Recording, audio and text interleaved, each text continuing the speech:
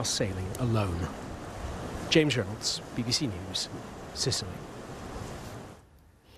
Well, joining me here in the studio is Professor Alexander Betts, Director of the Refugee Studies Centre at the University of Oxford. Many thanks for joining me here. It's heartbreaking, the journey that these people go through. And just tell me what happens to them on arrival. They get themselves to Europe. How do they then go about becoming normal functioning people, potentially getting jobs, etc.? What happens? We know that the people that have arrived are here for a variety of reasons. Some are from West Africa and probably seeking better economic opportunity. Others look like refugees. There are people from Syria, Somalia, Eritrea, failed and fragile states. Now, what's going to happen to them when they arrive in Europe will depend whether they're judged to be refugees or not.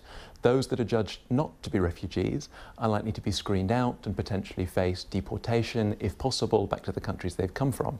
As for the refugees, some will get interim forms of support, some will seek to travel on from Italy to other parts of Europe if they can, and they'll try to integrate and face the challenges of socio-economic integration with, and in many cases without, the support of European governments. Because there's an important distinction, isn't there, between those who are deemed to be asylum seekers and those who are deemed to be economic migrants. Why is that so important? How does that sort of bear on their life in Europe? Yeah, there's a very sharp distinction that's often drawn between refugees and people who are not refugees.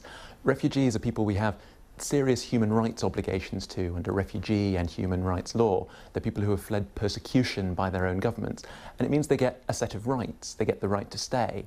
They get, importantly, access to what's known as non-refoulement, the right not to be returned to where they've come from. Economic migrants, on the other hand, are judged to be here for economic reasons. And if they don't meet our economic needs, they have very few rights.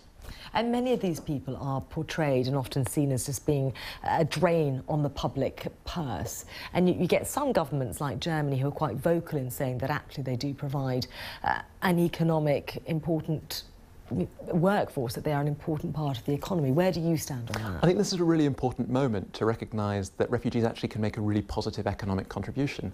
We tend to assume it's economic migrants that contribute to the economy, but actually refugees, when they're given the right to work, have skills, talents, aspirations, often are entrepreneurs. Historically, populations like Vietnamese refugees have contributed massively to the economy of the United States. Somalis, when they arrive, send huge levels of remittances back to the countries of origin, the regions of origin, the significant portions of FDI.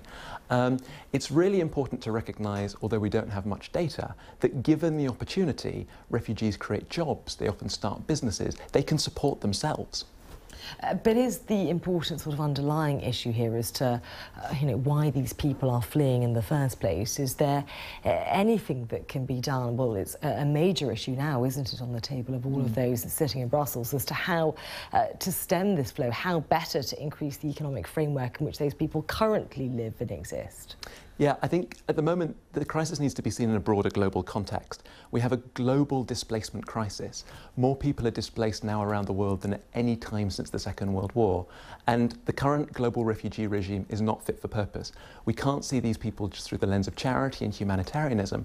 We've got to see them as people who can help themselves if given the opportunity. One piece of research we've done in Oxford has looked at the economic contributions of refugees in Uganda.